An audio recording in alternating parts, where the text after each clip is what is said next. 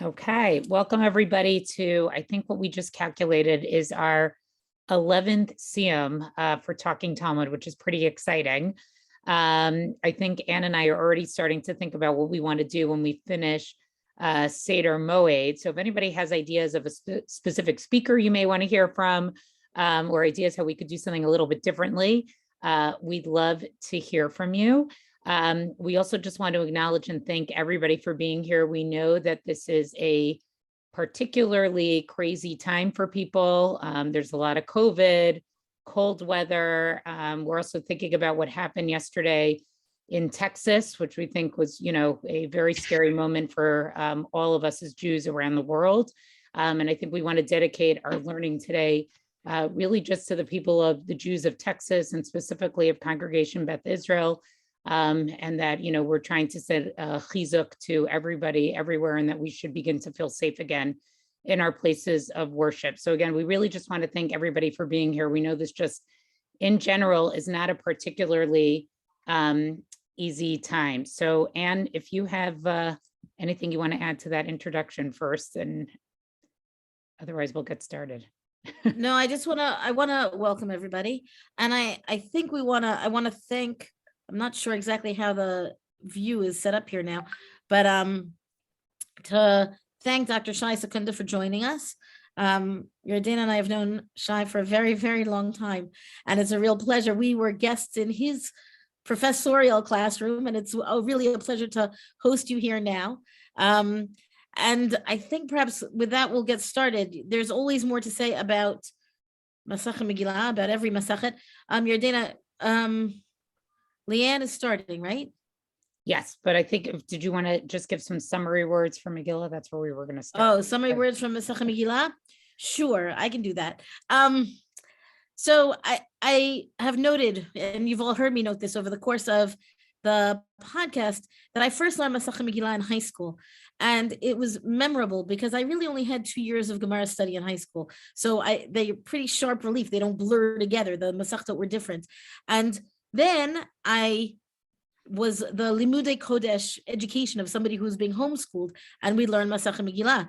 So then I had like a different window, let's say, to teach it. And both of those times, and any other time I've seen anything from Masechet Megillah, it's always been, an in-depth, fairly in-depth investigation of the different sections that were relevant to the class at hand. And here I feel like getting this like fast overview, which sometimes we complain about, right? Because the pace is, unrelenting. But on the other hand, we get this perspective that gives us something of, let's call it Megillah, meaning Megillat Esther analysis, right? There's some interpretation of the text, and there's some discussion of the halachot pertaining to reading the Megillah, Purim, other liturgy, and then how we handle liturgical objects, and even for that matter, when you put the whole thing in perspective, as I say, we see it over literally 1 month, useful in Masechet Megillah of being this kind of snapshot of, I feel like it's religious life. Meaning, obviously, there's other areas of the halacha that are not addressed here. We're talking about Hilchot Shabbat, we talk about Hilchot Kashrut, all kinds of other areas that's what we spend the rest of the Shas addressing. But so much of our contemporary experience of religiosity happens within the shul, within the context of the liturgy. And while this is not exactly Masechet Megillah is not exactly a deep dive into the liturgical essence of anything, it gives us that broad overview, which I feel like we can walk away with, that there's something to hold on to and say, the roots to the way we practice our tefillah b'tzibur, the roots to the way we have really all of these different component parts of the shul experience go back this far and some much further. And that was part of the discussion here. So for me, it's, I think I said this once on the podcast as well, it's a homecoming because the text is familiar to me. But on the other hand, it's also kind of revelatory to be able to see it in a new way. And I feel like, Hadran Alach, that we're going to come back to it because there's always reason to come back and see that perspective. Yet again, it deepens, it broadens. And if so much of learning Daf Yomi is new material, there's something very valuable about being able to revisit something, or at least some parts of it are revisiting, and recognize that it's not, old hat ever. That's my take. All right, so, A and snapshot of my take. you kind of took what I was going to say also. We don't always plan exactly. We just say, oh, we're going to give some remark. Again, I think Masechet Megillah is one of those Masechtot that is often, one of the first Masechtot we learn is sort of a beginner's Megillah. But I think what I came to appreciate this time around in the context of the Daf Yomi cycle and the previous Masechtot we've done is sort of just the breadth of topic that's in the Masechet, right? There's not really, yes, all the Masechtot have interesting tangents that they get on, or, a daf or two about something that doesn't seem to necessarily relate to the main theme of the Masechet. But Megillah was interesting because it really is not only about Megillah. I mean, it really goes very much into depth of, what does Torah reading look like? What do our shuls look like?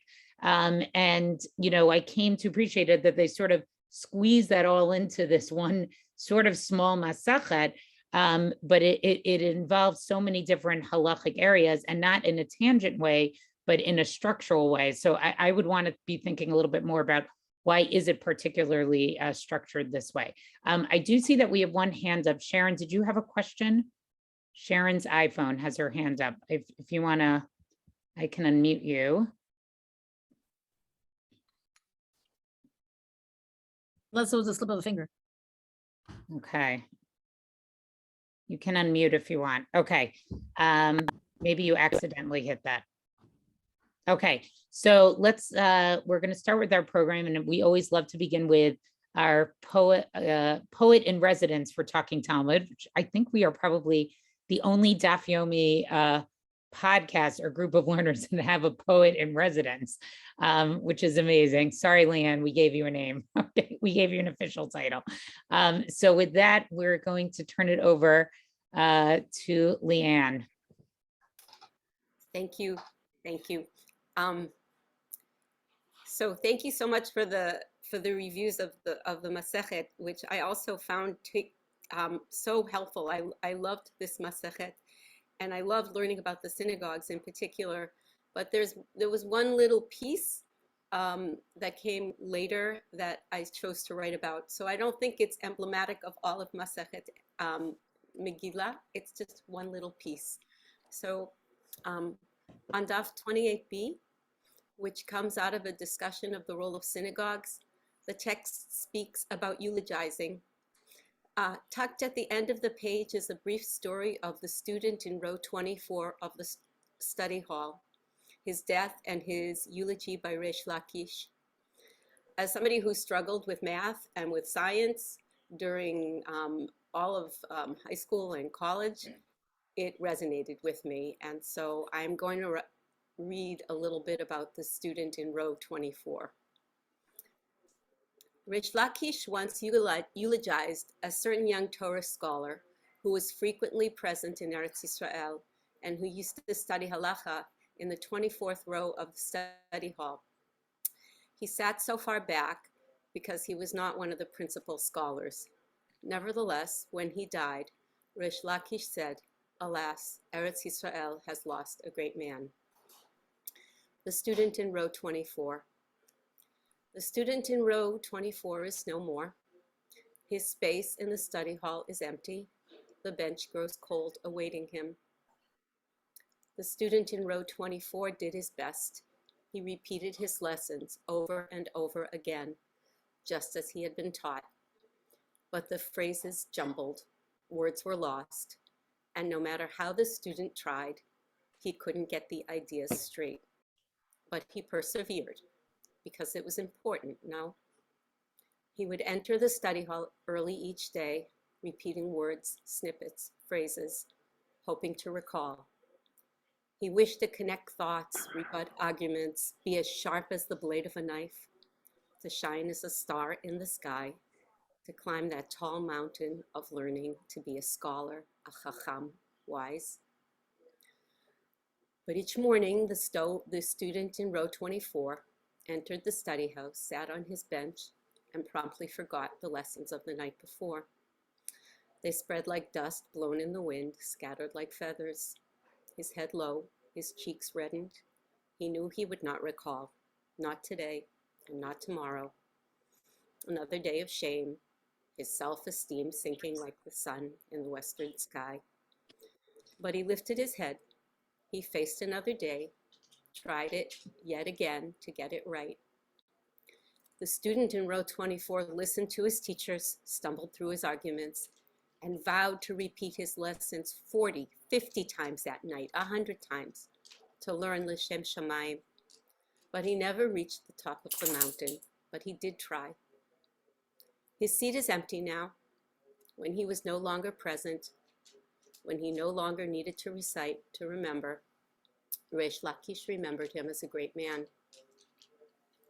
There are many students who sit in row 24 who do not make it to the top of the mountain, but perhaps it's just a different mountain that they climb, or perhaps they climb that mountain on a different route, and perhaps it is not reaching the top of the mountain, but the journey up that makes a student great.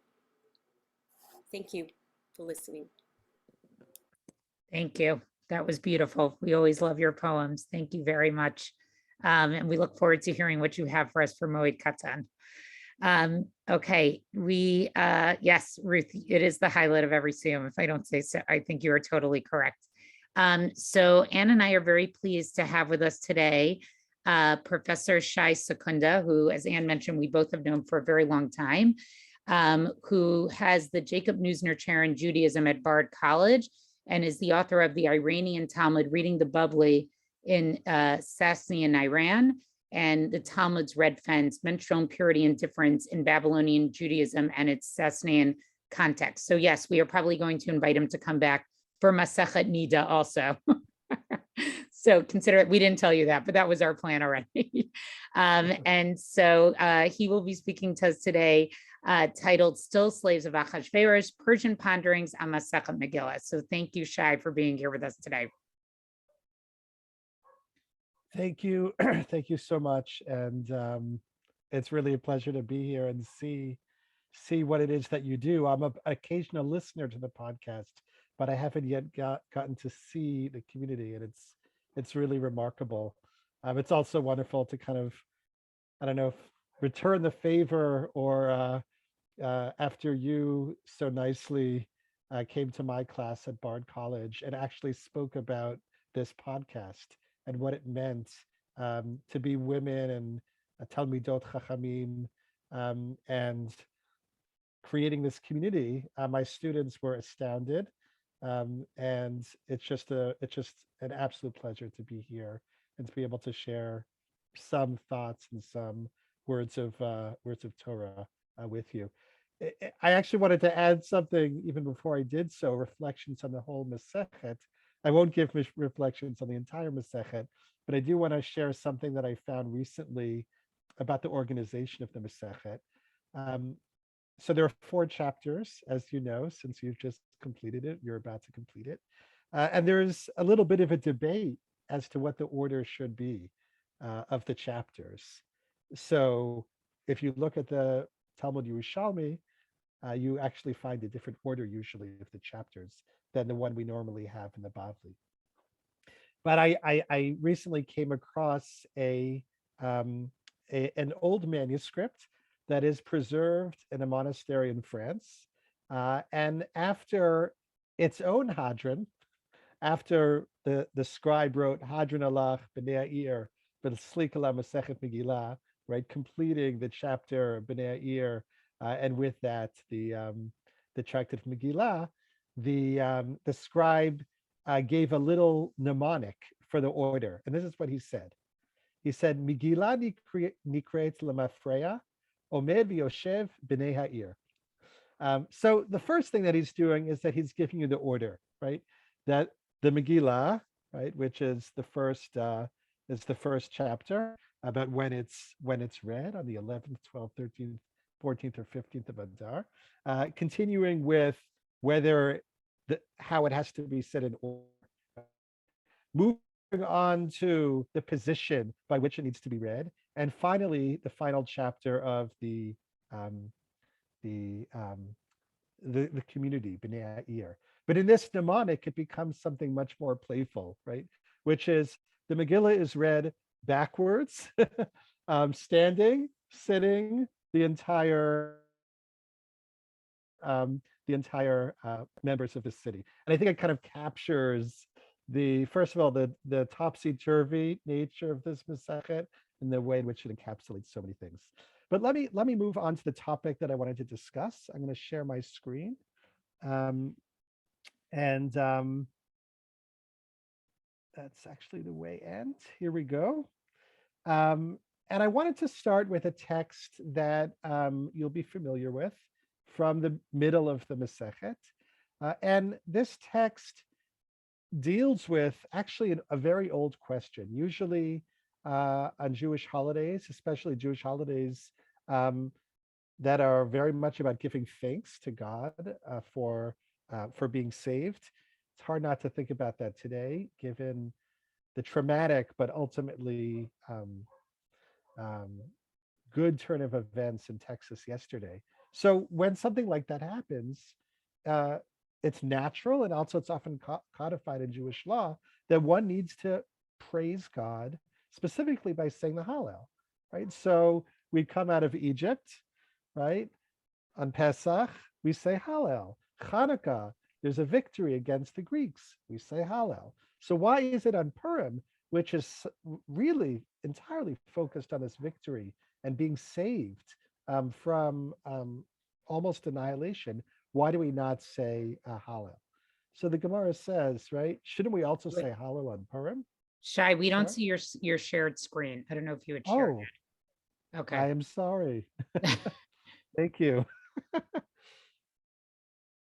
I guess I'm a little rusty on my. You have There we to go. hit share screen. Now, and yeah, of hit the course. screen No, that I'm you're sharing. It's like a okay. two-step I am process, sorry. or it should be one. Yeah. Do you see it now? Yeah, now we can see it. Thank Okay. So, so the question is, shouldn't we also say Hallel on Purim? And a bunch of different answers are given, right? One is, doesn't really work so well, but one answer is because we don't say Hallel on a miracle that takes place outside of the land of Israel, right? Of course, Pesach, right? Passover takes place outside the land of Israel, and there's a way that that is solved, but that's the first answer.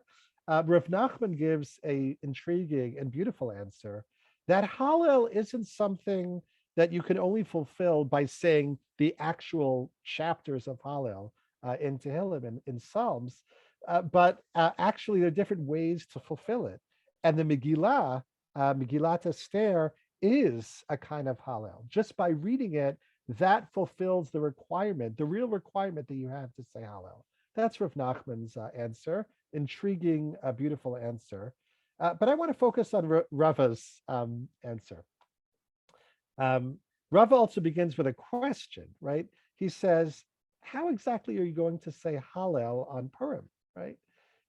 Rava Mar Bishlam Hatam Halalu Avdei Hashem B'la Avdei Paro. When it comes to saying Hallel after on Pesach, we're able to say, even in the text, right, of Tehillim, right, we give thanks that now we are servants of God rather than servants of Paro. We've been freed from slavery.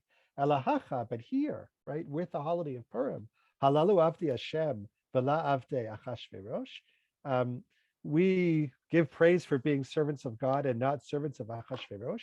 Akate Avadei Achashverosh Anan. We are still servants of Achashverosh, right? So in a way, Rava takes the opposite approach from Rav Nachman.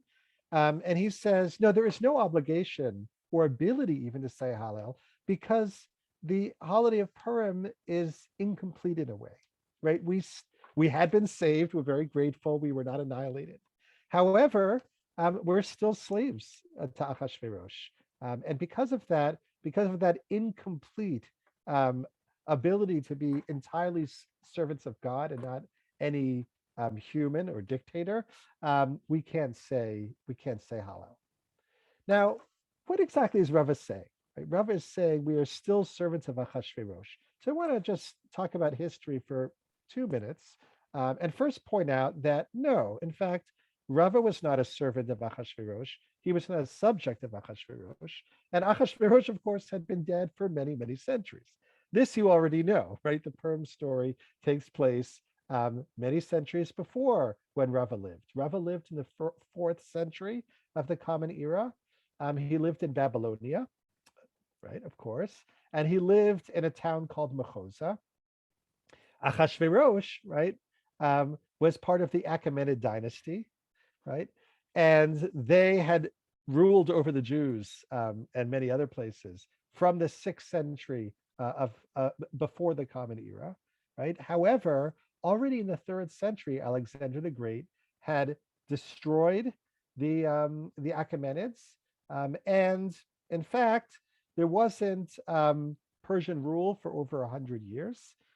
First, the Parthian dynasty, and finally, beginning in the 3rd century, the Sasanian dynasty. That was the name of the Persian dynasty that rose to power, took over, and actually put their capital right smack dab in the middle of Jewish Babylonia, and actually where Rava lived.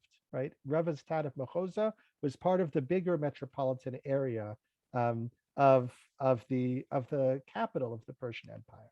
So on the one hand, it's true, Rava is not literally a subject of Achashverosh, who had long been dead. However, he's not just saying we're still in exile, we're still not fully able to serve God freely. It does seem to be saying something about Persian rule, an association between the long dead Achashverosh and the long gone Achaemenid dynasty, and the current Persian dynasty, which ruled actually from the 3rd century all the way until the 7th century, when the Arab conquest took place. So what I want to think about with you in the few minutes that I have is what it meant for someone like Rava, for the Amoraim and Bavel to be servants of Achashverosh, to be subjects of a Persian empire, to be celebrating Purim on the one hand, but also not fully celebrating because they're still subject to Persian rule. And also I want to think specifically about our Masechet in that regard, Masechet Megillah. So first I want to share with you a remarkable work of Jewish art. This is from a synagogue that was found in Syria, today's Syria, in a garrison town known as Dura Europos. And this panel is from the 3rd century of the Common Era, 100 years, give or take, before Rava. And this particular picture appeared towards the front of the synagogue, actually the very front of the synagogue, in a very prominent place. And it depicts a scene from Megillat Esther, right? On the left, we have a man pulling a horse. The man is dressed as a stable boy.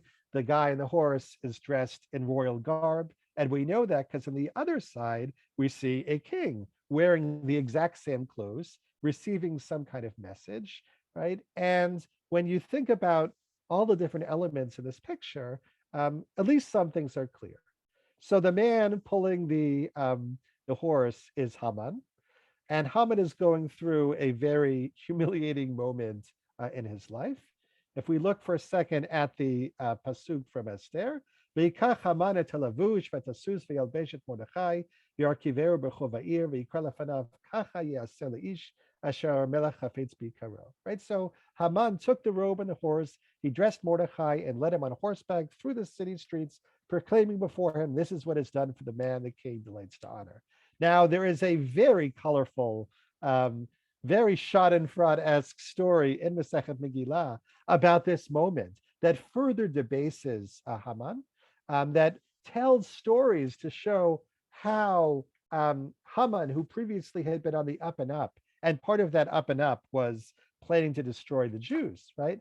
Now is going to be on the down, right? So there's stories about Esther closing all of the bathhouses and Haman literally having to bend over so Mordecai can get up onto the horse, etc., etc. So what happens in that Gemara that you learned is that Chazal are telling stories to further capture this moment of utter joy for the victims, for the Jews, for the potential victims, that finally their enemy is about to fall and he's about to fall hard. That's exactly what's happening in this picture, that Jews living in the 3rd century Jew, right? They're visually showing Haman, who should be all, nicely dressed, is dressed as a stable boy, and he is leading Mordechai, one of the persecuted members of the persecuted minority, right? On the other hand, on the other side of the picture, there he is, right? There is the Persian king. There is Ahasuerus, right? I might And have an egg. I'm going to get some eggs out. one wonders to what extent this Persian king, right, who is supposed to be Ahasuerus, would also resonate for the people who made the art, right? Europus, right? I said it's in Syria. It's a garrison town, and that's not an accident. It was in the border between the Roman Empire and the Persian Empire. Now, when the Jews built the synagogue, it was under Roman rule. However, already in the middle of the 3rd century, actually a little bit before Europus was destroyed by the Persians, there was a delegation of Persians that went to visit the town. We know this because there is an inscription, really it's graffiti, that Persian officials left. And I wrote that at the bottom. The gist of it, and it's really a remarkable piece, a remarkable historical source, is that these different Persian officials came to the synagogue, they looked around, this is written underneath this panel, and they liked the painting, right? The Jews took them to see the painting.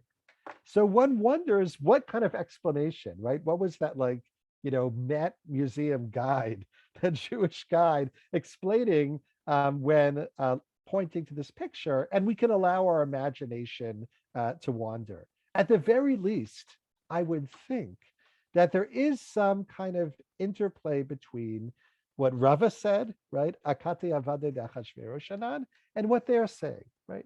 They are basically depicting a long ago Persian king, but the Persian officials like what they have to say. It could be they're saying, look, there is a royal Persian king, right? He is sitting majestically on his throne. They might not go into the details of the ups and downs of the Purim story, but there does seem to be a little bit of a similarity between Rava's statement, Akate Vade de Achashverosh, we're still servants of Achashverosh, and this moment.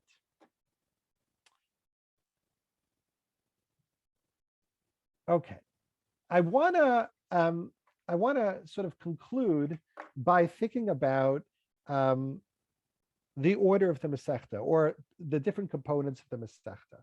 Now, it's true, there are a lot of things that are discussed in the Masechta. It is extremely well organized. Even those sections that seem to be tangents are actually not tangents at all, but organized pieces of material that are there for us to engage with, right, and to study. In the middle of, at the very end of the 1st chapter of Megillah, there is a midrash. There is an entire midrash, actually, on the book of Esther. There's nothing else like this in the entire Talmud. Of course, in the Talmud, we constantly encounter different verses that are being interpreted and being explained. We find a midrash here, a midrash there, sometimes even pages of midrash, but we never find a complete midrash and an entire biblical book preserved in the Talmud, except for in our Masechta, except in Masechet Megillah. From Daf Yud Amud Bet until Daf Yud Zayin Amud Aleph, we have an entire midrash. It looks like a midrash, it smells like a midrash, and it is a midrash, right? It even begins, if you remember, with these openings, ptichtot, that the rabbis have. It's a classic midrashic method that appears in many of the midrashim that we have. And actually, I brought you a little piece of a manuscript that shows that this midrash was seen as almost separate from the regular interest of the Masechet, right?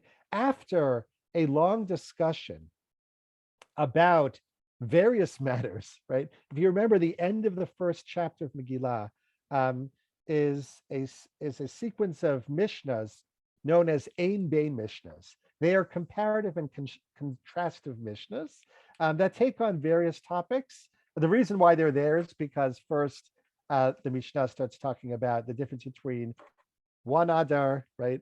Adar Aleph and Adar Bet, as we have this year, and then goes on to compare and contrast various things. That discussion then ends, right? It absolutely ends. And then this little manuscript writes, sleek Gemara. The Gemara is concluded, and then it begins with the words, and it was in the days of Achashverosh, right? So clearly, at least this manuscript and in general, right, the sense of when you learn this is that you are encountering something very unique, something very special in this Masechet, right? And actually, if you think about it, the Jews in Babylonia did not preserve any other complete midrash. All the other midrashim that we have are from the Jews in Eretz Yisrael. So we have a midrash on Book of Genesis, Bereshit Rabbah, Vayikra Rabbah, and Leviticus, etc., etc. The Jews in Babylonia did not leave us a single entire midrash of their own, except for this one, right? And I want to conclude by thinking about that and why that would be. And I think the reason is basically what we saw with Rava's line and also in this picture, right? This story, right, of the Megillah, of Megillat Esther, of the holiday of Purim, was not just another mitzvah. It was not just another celebration that Jews engaged in this part of the world. It was deeply personal, right?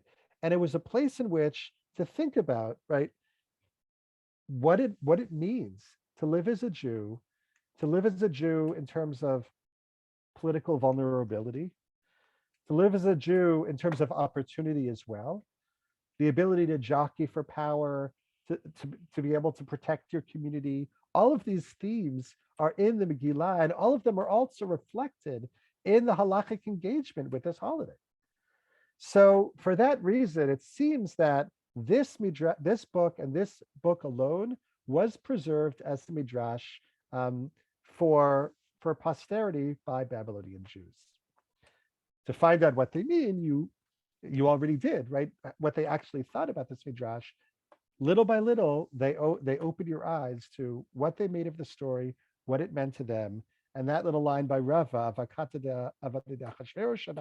right, is a window into that moment.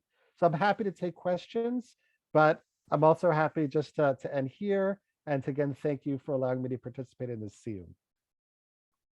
Right, Shai, thank you very, very much. This is, I think, brings a whole different sort of meta understanding to this particular Megillah, to this particular Masechet, and what it must have been like for the Amoraim in Bavel to be writing about this particular experience.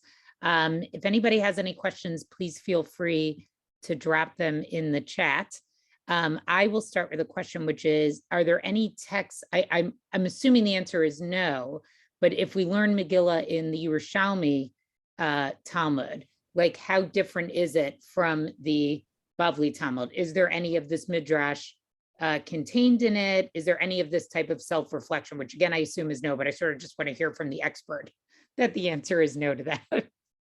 So yes, so the answer is no. I mean, of course, this holiday meant something to Jews in Eretz Yisrael. In fact, it means something to Jews everywhere, unfortunately, because the experience of being a Jew is one of vulnerability.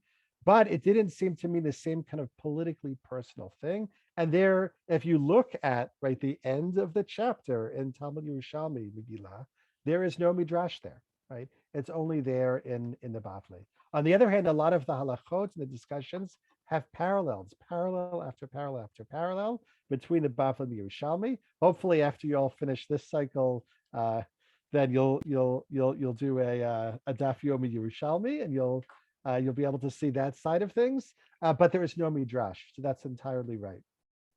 So I just want to suggest that maybe you'll stop sharing your screen. Oh, yes. And then people can see the speaker view better. We have a comment or a question rather from the chat. What is MS Vatican 134? You quoted that it emphasizes its incorporation after the Talmudic discussion.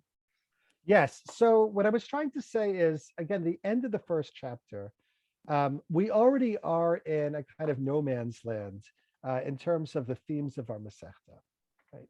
If you would think, at least the first chapter, right, and it begins this way, is about the laws of reciting the Megillah, when you recite it, especially, and related discussions.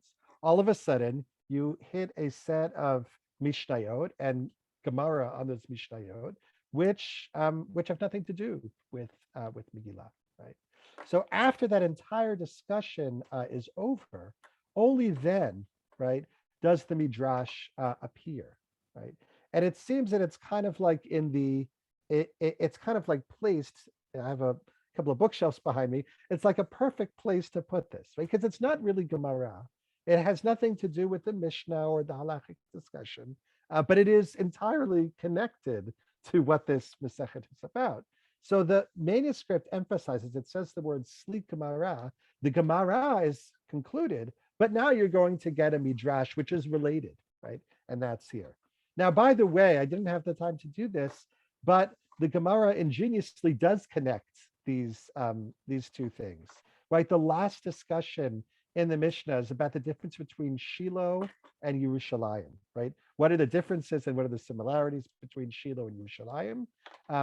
That leads to a discussion about tradition, right? And once there is a discussion about tradition, the Midrash begins, right, by talking about a tradition that every time it says the word Vayehi, right, that means that something bad's about to happen, right? And that's then fixed if Vayehi be may. So even though this Midrash is placed in kind of a textual no man's land, still, if we want to think about it like with a visual or even a material metaphor, it's kind of sewn together with the discussion before it, even though technically it didn't have much to do with it. Okay, another question, and this I think connects to what I would ask. Could the tour guide, or the so-called tour guide, actually dupe the visitors looking at the art? We heard from Esther that the world leaders already knew about the events of the Megillah. So, and to attach to that, my question is whether the people writing the Midrash were conscious and aware that they were kind of playing off of their own reality, or is it just, right? Is it an intentional mirroring of their reality, or is it subconscious that they don't quite realize that this is what they're doing, but that's how they're going to interpret because that's their background? Yeah, I mean, I think needless to say, the Gemara can be interpreted on endless levels. I would say the same thing about art and that piece of art. I mean, just thinking about that panel for a second, what are they trying to say, right? What are they just trying to depict the pshat? Certainly not, even if such a thing were, recoverable, the pure plain sense. Already the artists are trying to do something sophisticated about telling the story. And there's even a theory, by the way, in that picture, that the people in the middle who are dressed like Romans are approving the downfall, right, of the Persians that they're witnessing, right? That's a theory that some art historians have floated. So we would assume that the tour guide would be not giving that explanation, even if it was true, even if that was part of the artist's intent, and therefore already the art itself and the imagined speech the tour guide gave are going to be at some opposition to one another. It's a little different, I think, when it comes to the Gemara. I certainly feel that this is the case in our Gemara. The Chachamim felt pure freedom to be able to say what they wanted to say and what they needed to say about their enemies. They do not spare, as you saw, they do not spare anything when it comes to heaping garbage, literally, on Haman, right? The issue of censorship in the Talmud actually only becomes a problem later in history, when, first of all, it is accessible as a printed text. Or even a written text. It's no longer purely Torah Shebaal Peh, and there are people, often Jews who have converted to Christianity, who give kind of access, and then the church gets involved, and terrible things, as you know, have happened. In Bavel, that does not seem to be the case, and therefore we definitely, can interpret what they're doing on various levels. I agree with you, Anne. It's not always conscious or unconscious. They're working through how they think about their situation and how to read Masechet Megillah. But I don't think that they're inhibited in ways that later in Jewish history, because you're writing it down and because some Gentiles are looking over your shoulder, could lead to what they call a hidden transcript. Various posturing that goes on. So I guess the modern way we would say it is they were processing through the Midrash Yes. Megillah. I I have think that's the only way to read. I mean, Right. that's how we learn. We're always processing. I have two more questions. One is someone didn't write this I think accidentally sent it directly to me. Can you just give some specifics about the manuscript of MS Vatican? Like when was it found? And is there anything Oh, interesting about it? yeah. I Yeah. mean, I off the top of my head, I can't give that much other than say that it is an Ashkenazi manuscript. What that often means is not only was it written in Ashkenaz by a scribe who writes letters in Ashkenazi cursive, but also these manuscripts often include comments by the great, consciously or not, by the great Ashkenazi commentators, especially Rashi. So Rashi sometimes will say, I don't think the text should say this, but I think it should say that. So sometimes this manuscript, Vatican 134, will include something like that, and seems to have even changed things based on what Rashi said. It's in a way, it's not considered to be, and this might be, an anti-Ashkenazi bias that some scholars have when it comes to manuscripts. It might not be considered to be the most accurate manuscript, but sometimes manuscripts that are not considered to be the most accurate, that various things have happened over the course of transmission, still preserve things that other manuscripts don't, and also still get to certain things that other manuscripts don't. And I think this is a case. So even if a scribe or some later hand said, oh, this is interesting, there's a midrash here, it's after the Gemara has ended, I'm going to write on my own volition, right? The Gemara has ended, even if that's what happened, and it's certainly possible that that's what happened, I think this manuscript still gets to certain truth. Now it is held, it's called the Vatican manuscript. It is held in the Vatican Library, along with many valuable Jewish manuscripts. There's a whole story to that. But the good part of the story is actually the Vatican libraries have, for the most part, been extremely cooperative with Jewish scholars and scholars who are interested in Jewish texts. And these are widely available and cataloged, and you can get a lot of these online. I'd be happy to give people, kind of details offline about how to look at a manuscript like this and how to access it. All right. Maybe besides coming back for Nida, maybe you'll come back and talk about that. So I have one last question while we have you here. Do you want to comment, or can you enlighten us at all about some of the descriptions that are given to like Vashti and to Esther, right? Vashti having a tail, Esther being green, how should we, sort of those famous midrashim many of us learned in school. If you anything to share about that, how we should understand those midrashim. Off the top of my head. So, I mean, those are in certain respects, troubling passages, some of them especially with Esther. I assume you're referring to the Esther Yurak Roket Hava, that she was greenish. Now, if I remember correctly, it has to do with her name being Hadassah, right? Hadass, which is a green plant. But I think also it has to do with an element in the Midrash that tries to heighten the miracle, right? If Esther had been kind of objectively, right, as if such a thing were possible, objectively beautiful, right? And she would clearly have won the beauty pageant, then it's a nice, nice turn of events, but it's not as dramatic. But the fact that she was, greenish, right? That is supposedly a sign of not being beautiful, and nevertheless somehow, right? Matzah, right? She found favor in Achashverosh's eyes. That is that's something to celebrate. In terms of Vashti, I'll put something out there. Hopefully it's not too risque. It came up in a conversation with students years ago when I taught actually this midrash, that section of the Masechet. It could be that Vashti having a tail, right, is not a tail, right? It's sort of different than the way it would have, you would have learned it and understood it as a child, let's say, in school. It could be a phallus, and it could be a way of Chazal trying to say, again, take this as you wish, that that there's a kind of masculine quality to her. And part of the way to understand the tension and the relationship between Vashti and Achashverosh is through understanding her as masculine. Now, this might sound completely far-fetched, but actually the word zanav can mean a phallus in certain contexts. And I think it's not impossible that that's what is going on.